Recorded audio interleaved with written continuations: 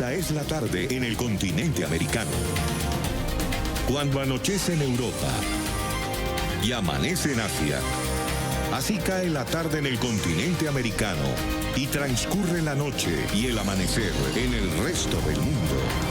La tarde fin de semana. Al aire ya una nueva emisión de la tarde fin de semana por NTN 24, el canal de las Américas. Sin capuchas en las marchas, se abre el debate en el Senado de Colombia a través de un proyecto de ley para evitar que manifestantes se cubran el rostro durante las movilizaciones.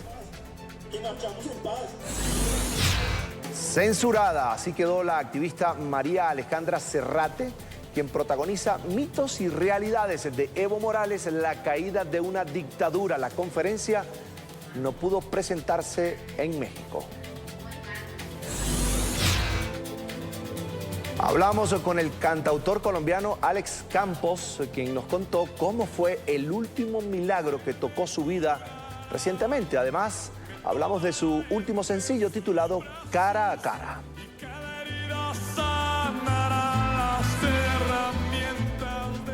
Los saluda como siempre Carlos Eduardo Sánchez y los invito desde ya a conectarse con nosotros también en Twitter. Estamos como @latardenetn24 y mi cuenta que es @CESánchezM. Es un gusto que nos acompañen. Comenzamos.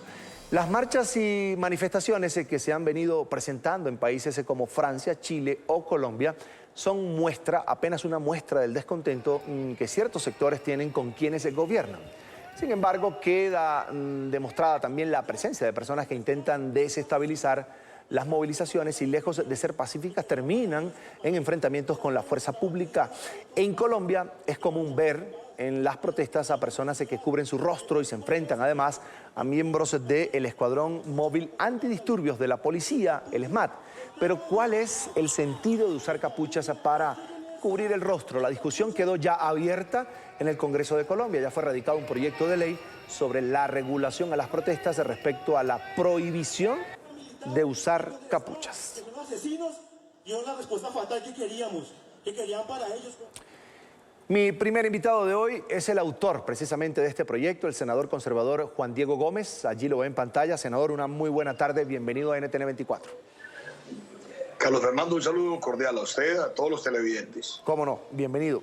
Usted asegura que lo que se busca es garantizar el derecho a movilizarse en las marchas, pero de forma pacífica. Ahora, en este momento de cierta agitación social que vive Colombia, una propuesta como esta que regularía para bien, según usted lo plantea, la protesta, ¿no cree que pueda generar más tensiones? No, creo que es un momento oportuno de hacerlo. Es un proyecto de ley en el cual llevamos más de 10 meses trabajando, incluso desde antes que el exministro de Defensa, Guillermo Botero, lo planteara en los medios de comunicación, cosa que, entre otros hechos, terminó causando su salida. Pero creemos que hoy es necesario en Colombia por el vacío jurídico que existe, porque solo tenemos la Constitución política, unas sentencias de la Corte y la Carta de Derechos del Hombre, el tratado, la Carta Interamericana de Derechos del Hombre y el Pacto Internacional de Derechos Humanos. Creo que ese vacío jurídico, tal como lo ha ordenado la Corte Constitucional, se debe reglamentar mediante una ley estatutaria que requiere, a su vez, una reglamentación por una ley ordinaria o unos decretos con fuerza de ley. Y creo que el caso es pertinente. Hoy, precisamente, cuando los dirigentes del paro, los voceros del paro, plantean una agenda, creo que esa agenda debe estar marcada también por esta situación y por este proyecto que busca hacer una construcción colectiva, hacer una medida que permita que los manifestantes ejerzan sus derechos, pero que ese derecho se pueda enmarcar dentro de la ley y de la Constitución y no necesariamente tengan que paralizar el país ni afectar los derechos de otras personas que no se están manifestando o, como sucedió en Bogotá o en Cali recientemente, terminan con unas infiltraciones en unos hechos de vandalismo que ponen en alerta y en pánico a la población. Senador, otro objetivo de este instrumento legal sería determinar obligaciones y funciones que tienen la policía, por ejemplo, el Escuadrón Móvil Antidisturbio, el SMAT, y las garantías que da además el Estado a promotores y manifestantes, a quienes van a las marchas. ¿Qué está previsto en cuanto a esto? ¿Más responsabilidad, por ejemplo, de los uniformados a la hora de ejercer esa función en las calles? Claro que sí, lo que buscamos es precisamente en esta ley dos objetivos. El primero de ellos es pagar una deuda al constituyente, que desde el 91, cuando se reformó la Constitución en Colombia, se hizo mejor una nueva Constitución que fue la de 1991, no se ha reglamentado este derecho. Y el ejercicio en sí mismo genera una situación abstracta que termina sin definir cuál es el ejercicio del derecho y cuál podría llegar a ser el abuso del mismo. Y en segundo término, establecer prohibiciones a la fuerza pública y limitar el poder de la fuerza pública en sus intervenciones. Aquí se trae toda una lista de obligaciones que tienen, que van desde la utilización de personal altamente calificado para el propósito, definir cuándo deben intervenir y cuál es la manera de hacerlo, revisar sus protocolos cada 6 meses, obligar a que la Defensoría del Pueblo o el Ministerio Público verifique el uso del armamento, la intervención, quién emitió la orden, la capacitación de los funcionarios o servidores públicos que están allí en esa intervención, la identidad plena de cada uno de ellos, la revisión de armamento, en fin, unos elementos que hoy prácticamente lo que harían sería poner en línea al ESMAD y así evitamos las discusiones si hay que acabarlo o no hay que acabarlo, porque al final del día a quienes no les gusta la propuesta pues nos dicen no, hay que acabar con el ESMAD, pero la propuesta es completa, habría que acabar con el ESMAD y cuál es la propuesta para resolverlo. No podemos dejar al ejército interviniendo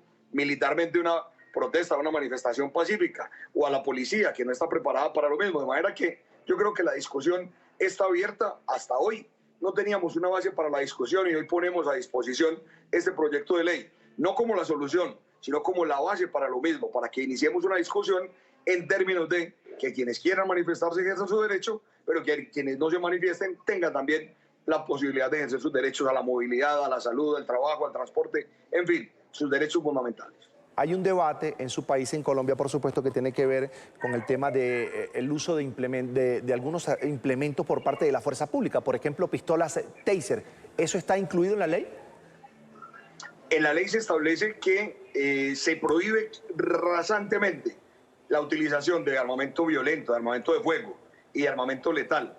Y se establece que se utilicen medios tecnológicos y armamento disuasivo, tipo pistolas Taser, o sea, en ese orden. No exactamente la pistola Taser ni ese dispositivo. Ahora, la semana anterior, en los Estados Unidos se lanzó un nuevo dispositivo que tiene una red que moviliza a las personas sin poner en riesgo su vida. Esa podría ser una de las alternativas, pero se requiere una construcción con los comandantes de la policía, con las autoridades locales y con los ciudadanos para definir cuál es el momento de la intervención de estas personas y cuál debe ser el armamento y el protocolo para hacerlo. Hablemos de sanciones, senador, de sanciones que estarían previstas en esta ley en cuanto a personas, por ejemplo, que utilicen una capucha en una movilización, en una protesta.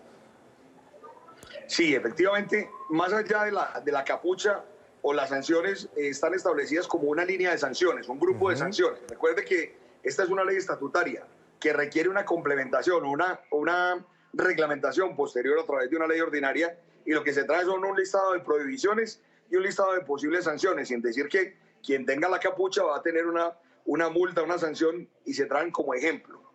En primer lugar y en primer término, sanciones de carácter pedagógico, como pedir perdón públicamente, ofrecer excusas a los ciudadanos, como prestar servicio social, incluso removiendo y limpiando los escombros que hayan quedado cuando se presentan desmanes, como lo que sucedió en Bogotá el 21 de noviembre en horas de la noche.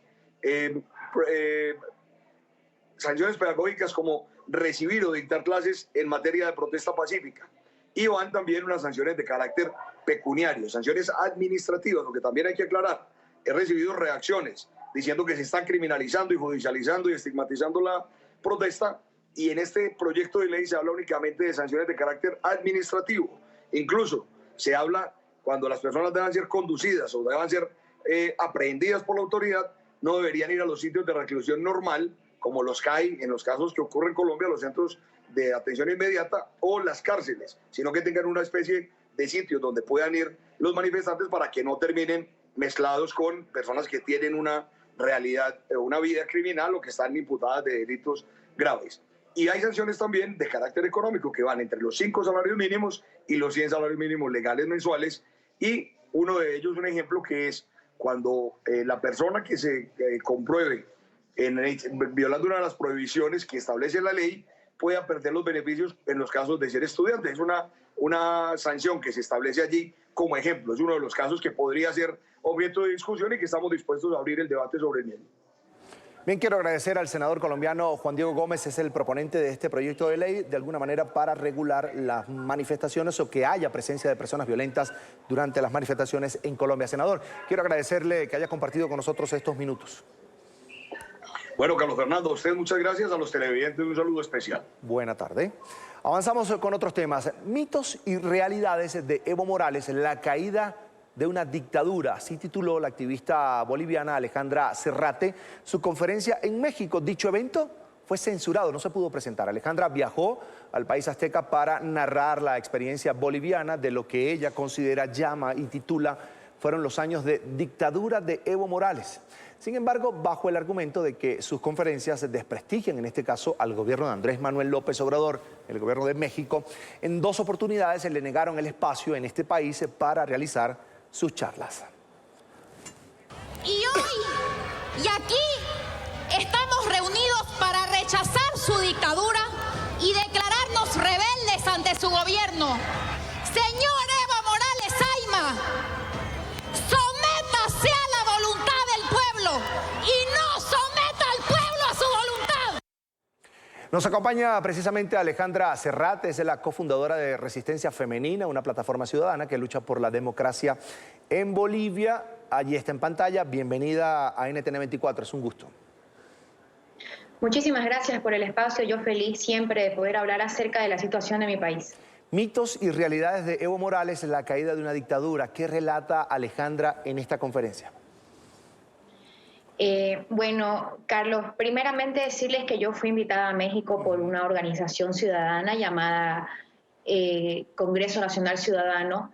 Después de que vimos de que Evo Morales llega a México y tiene un aparato comunicacional enorme, muy parecido al que tenía acá en Bolivia, yo recibo la invitación y por supuesto es que acepto para ir a hablar acerca de lo que verdaderamente pasó.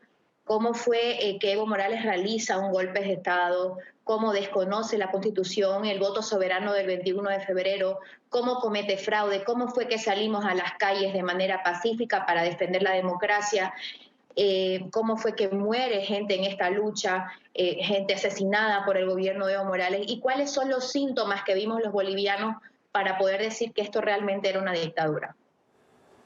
Hablemos de los mitos y las realidades en torno a la figura de Evo Morales y sus varios gobiernos en Bolivia.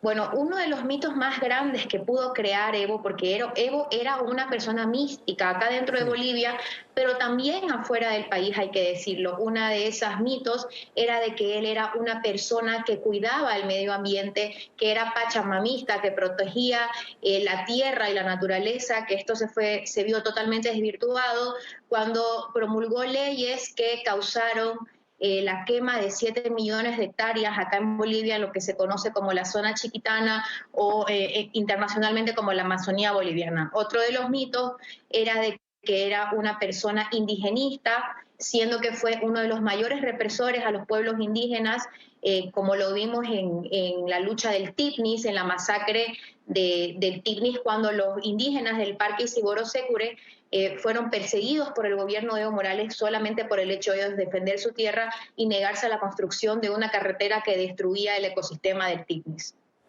¿Y realidades? ¿Qué me puedes decir, Alejandra, de las realidades en torno a la figura y los gobiernos de Evo Morales? Bueno, una realidad que sí se puede decir de Evo Morales es que definitivamente vino.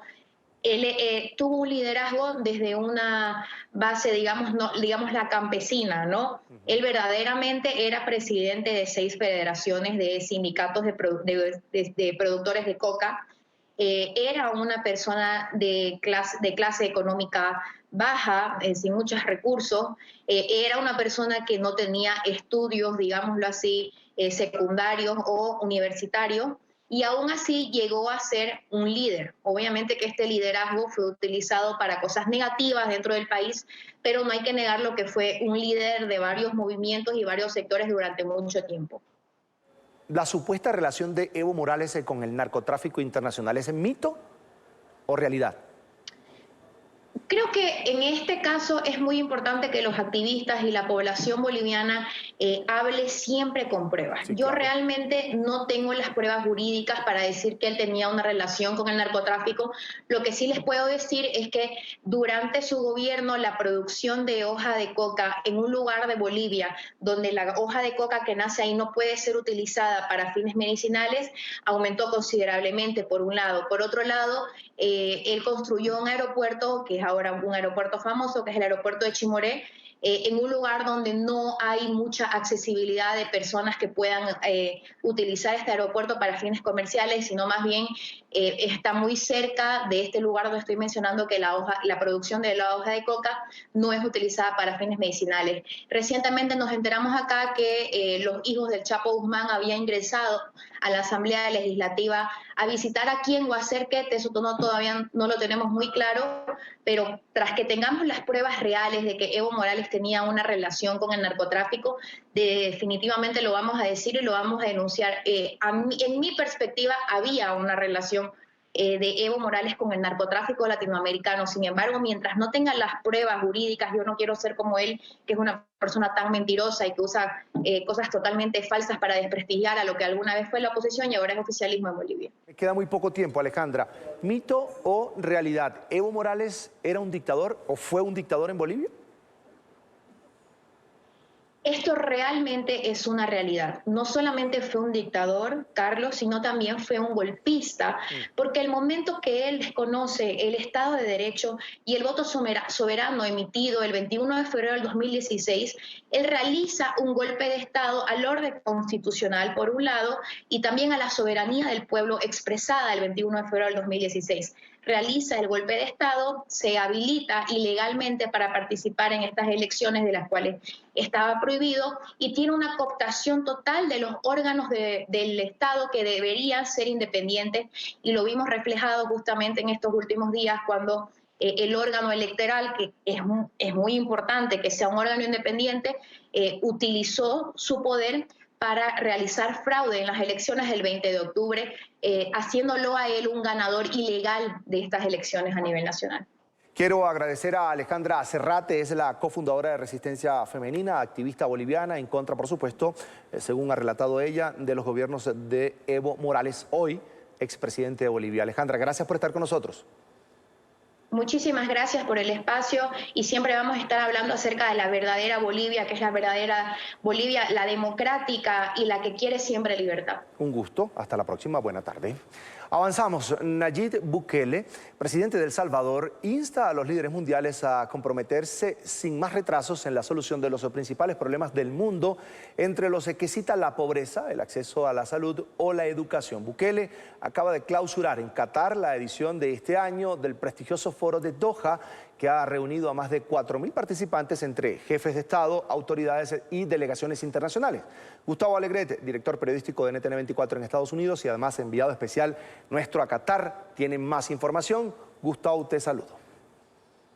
Saludos, muy buenas tardes. Hace minutos ha terminado esta intervención del presidente Bukele. De hecho, aún está justo detrás de nosotros, agradeciendo y intercambiando opiniones con parte de los asistentes que han escuchado sus palabras en la clausura de esta 19ª edición del Foro de Doha.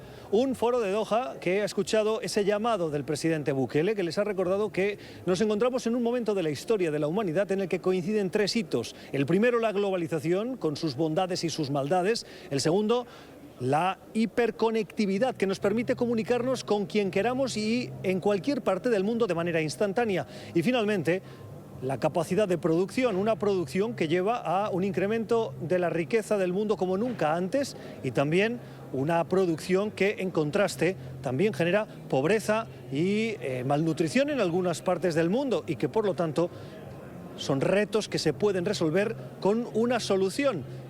Lo ha dicho Bukele, invitando a la audiencia a buscar la fórmula que dice no tiene, pero que en un esfuerzo conjunto en foros como estos se puede encontrar.